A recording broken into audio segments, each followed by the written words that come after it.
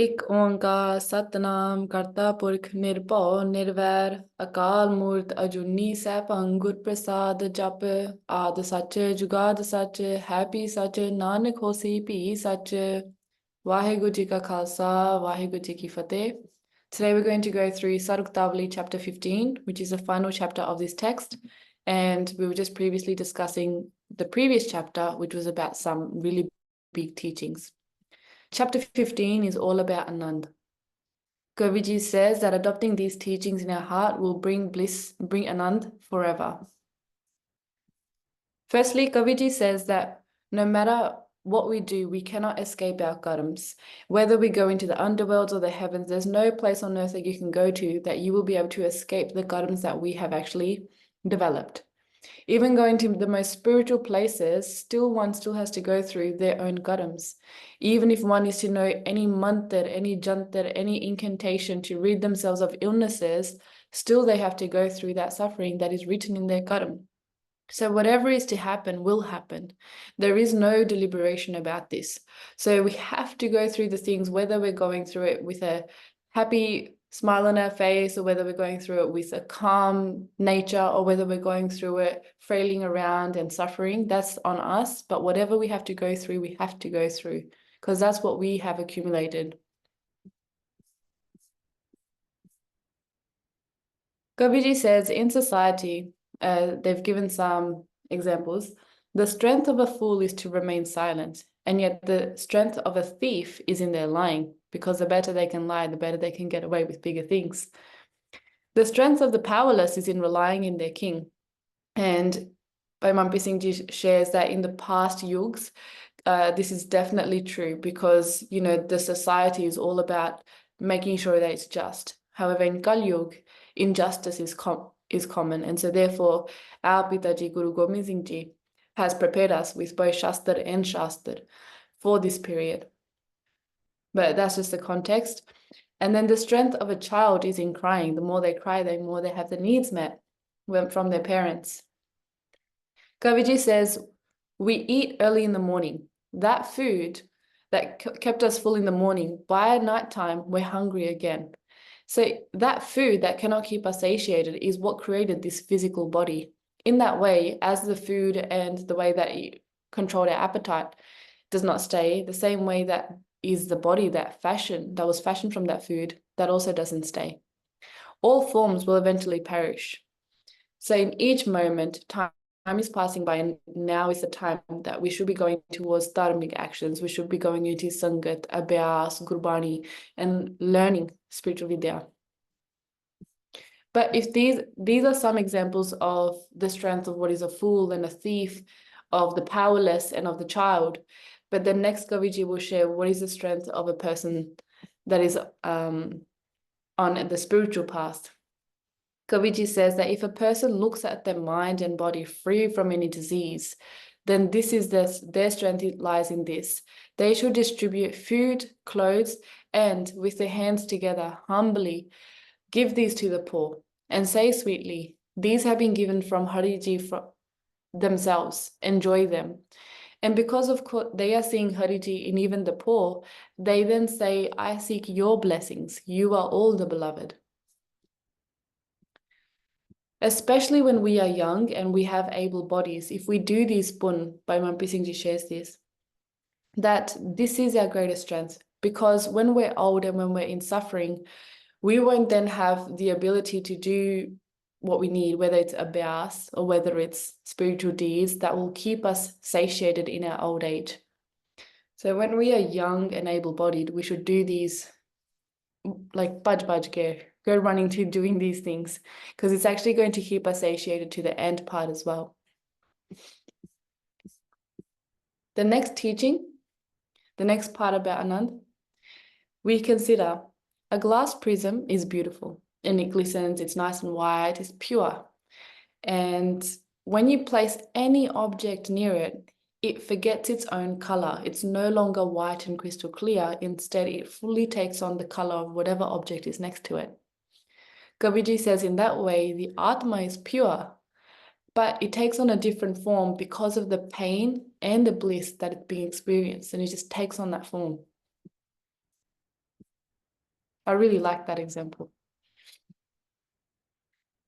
Then Kaviji shares how Shivji has matted hair through which Ganga flows. They have the moon on their forehead. Parvati ji is by their side. Shivji wears a garland of snakes. He eats little but hemp, and he has defeated lust. So this is the known thing, that Shivji has conquered lust or desire. He carries a trident, trishul, and a small war drum, and he wears a garland of skulls. And he renounces materialism, so the ashes, the practice of applying ashes on our body, it's a form of renouncing not only the material world, but also the body itself, understanding the body itself will become ash. Kaviji says, I do not have these attributes.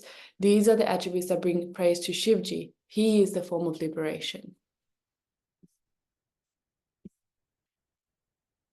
Then Kaviji says, and this is more on a personal account that they share this next part, which didn't really come across in the English translations. They said, I took the human form once, but that itself, that one janam, led to countless more, because the karma started to get accumulated. First, the body became attached to the relatives, the spouse, the mother, father, children, and wealth. Then, leaving the truth of my own Atma, the Atma, I took up falsehood and countless false actions being in darkness, in ignorance, running after money, running after children, and that. And so despite living in these worldly ways, and then I was asking for liberation, despite doing all the worldly things, I was asking for mukti. And this is a dark age. Then they said, despite reading many spiritual texts and granths, this instead filled me up with pride. And then I started to consider myself a great pundit, a great intellectual. And I started to go out preaching to the world. This is how you should do it. This is what needs to be done. However, despite this vidya, I forgot the one and only task was to remember why we came in this world and to actually cross this ocean itself. That is, not just katabi knowledge, not just book knowledge, but actually going through that whole journey myself. And so Kaviji says, I was reading it for the sake of telling it to other people, but not actually doing it myself. By giving teachers to others in this way, like learning knowledge and then just teaching it for the sake of teaching them and not being liberated ourselves, we're still tied like a bull to a cart. We're not liberated then. We're still in bondage. Then Kaviji says, these spiritual people like me, they say, we're wearing the right things, we look the right way, maybe even from our mouth we're saying the right things, but on the inside there may be an unpleasant nature. There is lacking of the fragrance. Then they say, even in that way, the spiritual people, they keep their body well dressed and decorated from the outside, and then they say without distinction they're eating and just engrossed in all the Rajoguni type food, like the meat and the alcohol, which we discussed in a previous chapter. They associate with fools. They live in grand places. And, we see this a lot. And Kaviji is really putting this point out that by using that outer facade, they get away with all these things. Next, Kaviji talks in a lot more detail about lust and about desire. Now, in this text, it's all related to a female, but in Manpreet Singh Ji's Vichar, it's always about female and male, because considering the context, that was that time, we have to consider that males are also have these vigar, and just as men should protect themselves from females that are chanchal or that are lustful, in the same way, women also need to protect themselves from men that are chanchal and lustful. So continuing on, Kaviji says that we should be aware and versed of these type of people. To take anything from a lustful person will only create more vice in the body, and it will make a person dance like a monkey. They say a great person who seeks liberation, they ask that those that look beautiful to others, or even the things that look beautiful to others, the cars, the houses, whatever the world sees as beautiful, I do humble ardas that those things do not look beautiful to me. Because if I remove that attraction, then I can remove that desire for that thing. And so They seek to discard that vice, that desire.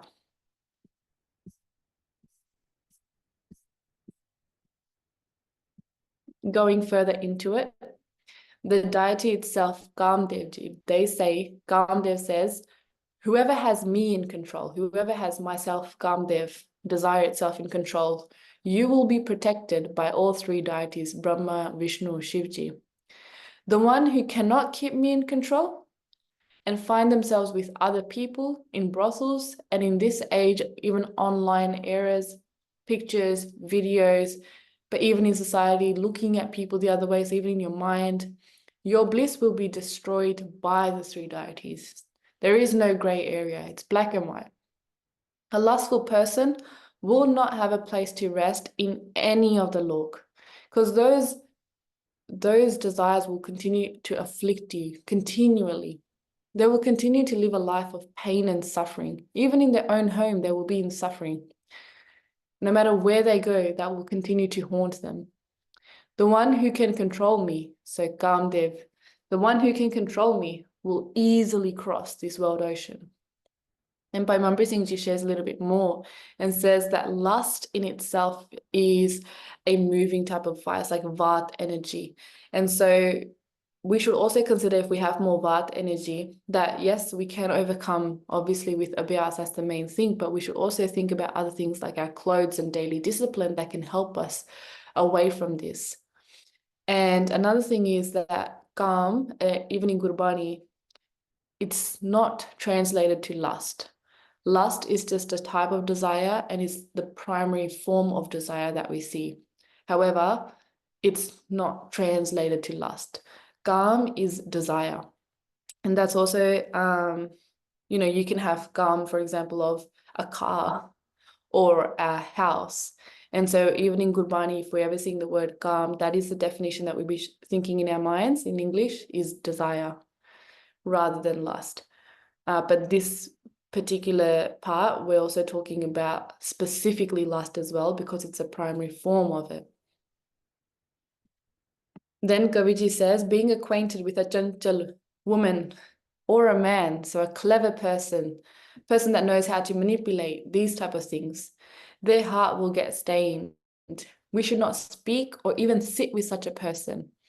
We should refrain from these people. And one would not be able to survive from them despite having the greatest abilities that they might have. Because even, for example, that they might be there not taking on any bad from them, even by association, bad will come.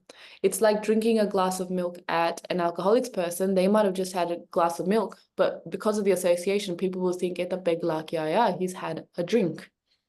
And so in that same way, being associated with those type of clever people will not bring good. It is better to disregard or even die than to ever associate with a fool, Kaviji says, because they would be just such a great obstacle from the path of realization. And so fools more so are like distractions. They'll distract you with all these things rather than the cleverness of someone that's gentle.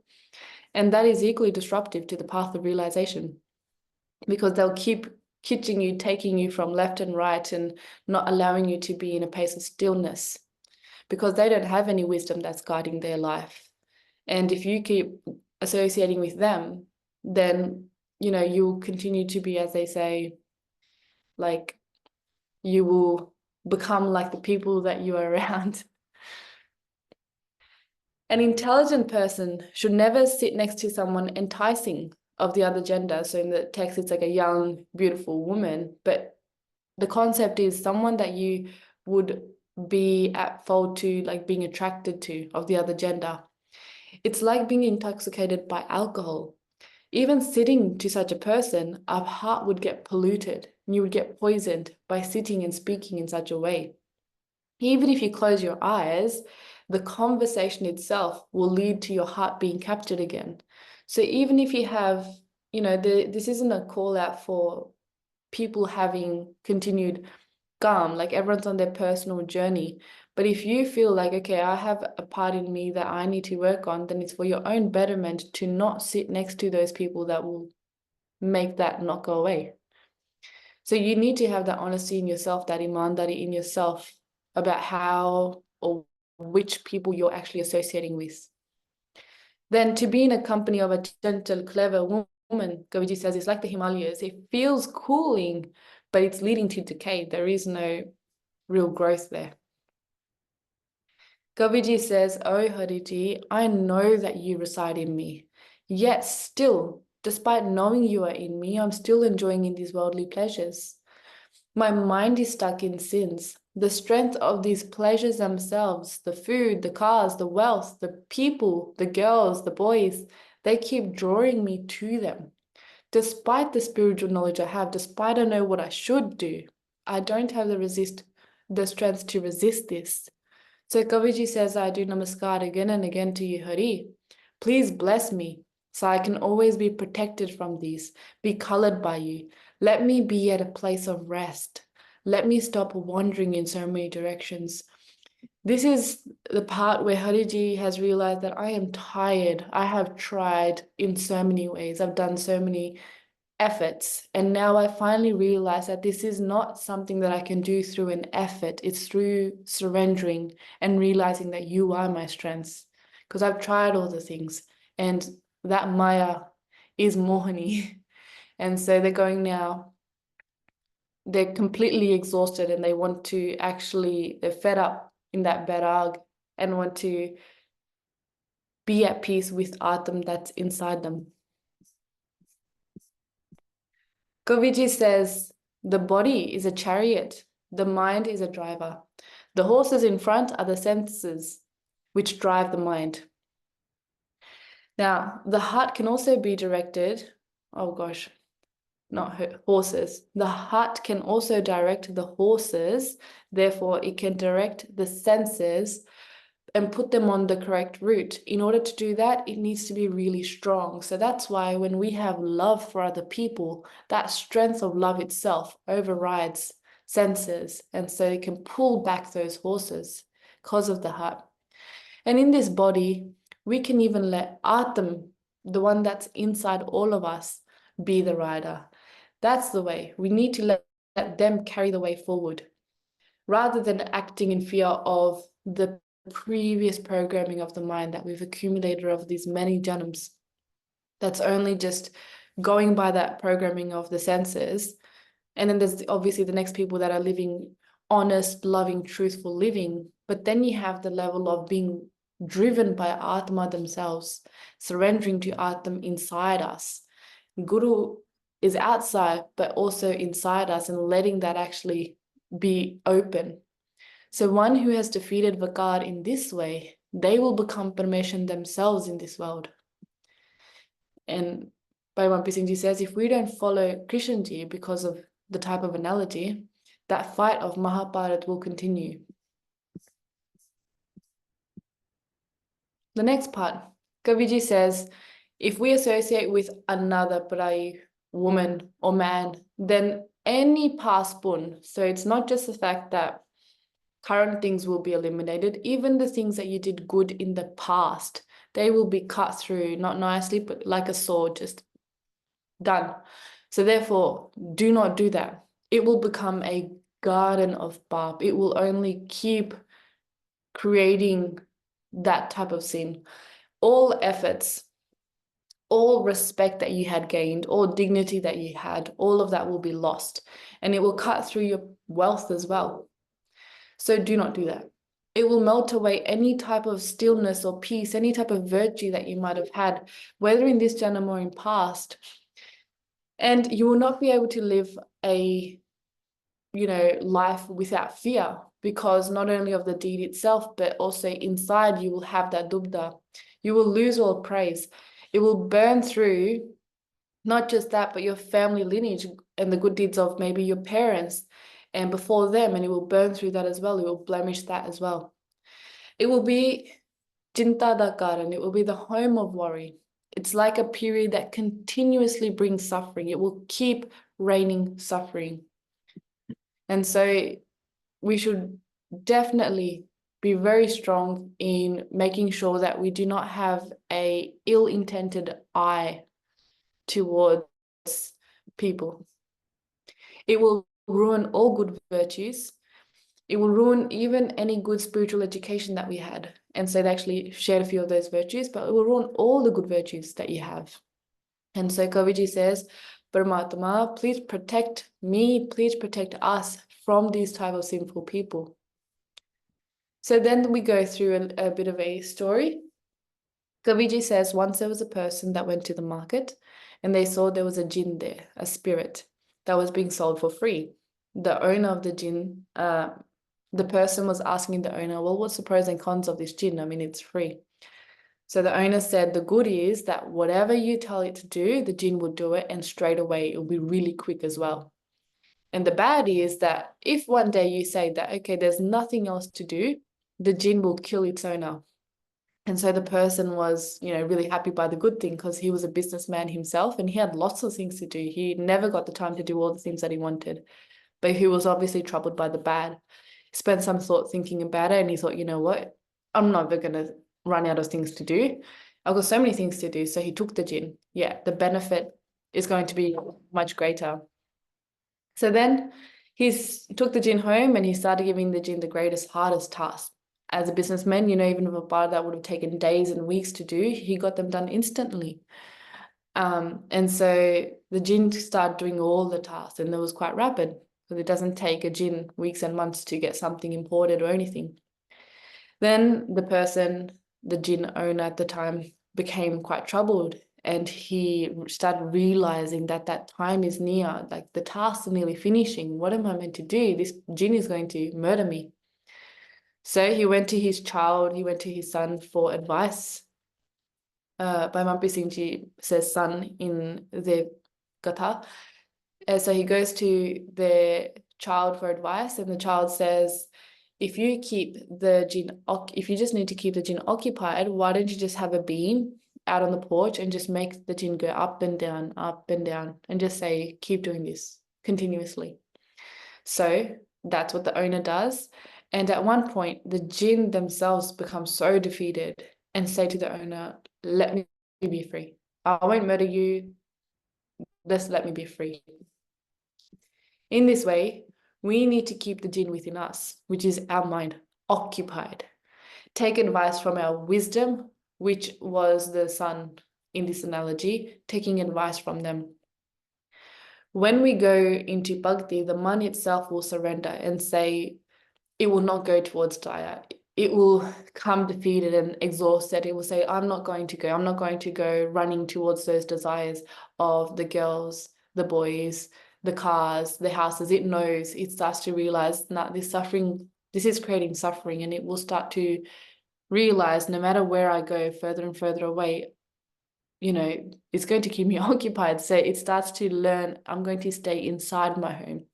As it starts to learn inside the home, Kaviji says the wise sons, they actually develop that they make their mind attached, not just in a shant level to their own body, but to their true self.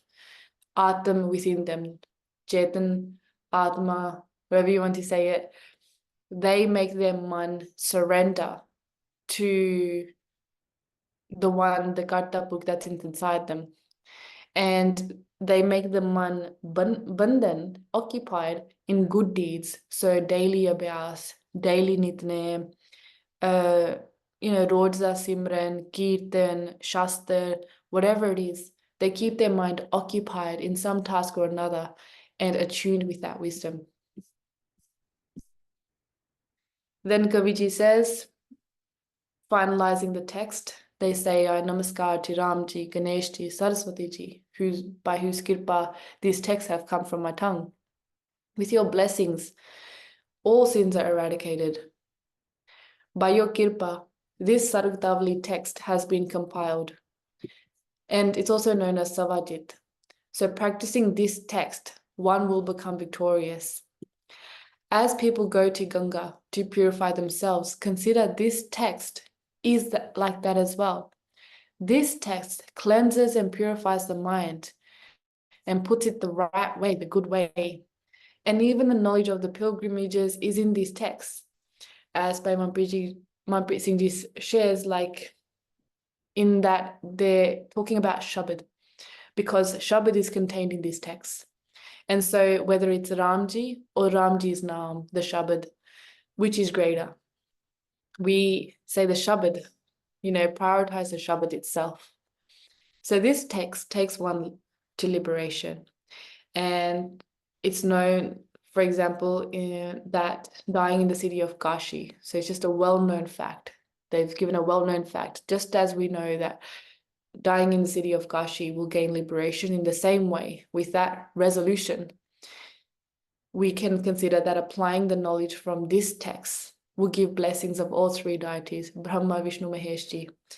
And then we will be able to take on the form we sought. So if we are seeking that mukti and that, liberation, then that is what will be given. So here Kaviji says, that's a summary of the chapter. Kaviji says, I do not know what is correct or incorrect. They say, my intellect is not pure that I can differentiate this. My mind is surrounded in sin. It's the home of sins. They say, oh, intellectual friend, if you find fault in these texts, please correct them. Now, here's a very important part here. We might read that text and think, oh, like, why are we learning from Kaviji who's saying that my mind is surrounded in sin? It's in a home of sins. Why would we be learning from them? But reality is, on this path, what Kaviji's experienced is, even if it's a tiniest speck of mal, because their nimrata is so great, because they're in so much love, even that tiny speck of dirt feels like the greatest bap, because it takes that tiny bit away from their hari, from their love. So it's not the fact that actually being surrounded in sin, it's what they feel. And that's the mark of someone that is very spiritual, is that awareness that even the tiny speck, and just having that humility, like even in this tiny sink, and having that nimrata of, Hariji, please protect me, I surrender, please help me refrain from all this. So then Kaviji says just a bit of history, that it was completed in 1890, Bikrami calendar year, in a city near Lahore. They say there was a total of 21 stanzas in this chapter, and there's a total of 258 stanzas in this full text. With that, Saruktavali chapter 15 is finished. And just want to say namaskar to all of the Sangat that's been in this journey as well. I've learned a lot from here, so thank you so much. Vaheguru Ji Ka Khalsa, Vaheguru Ji Ki Fateh.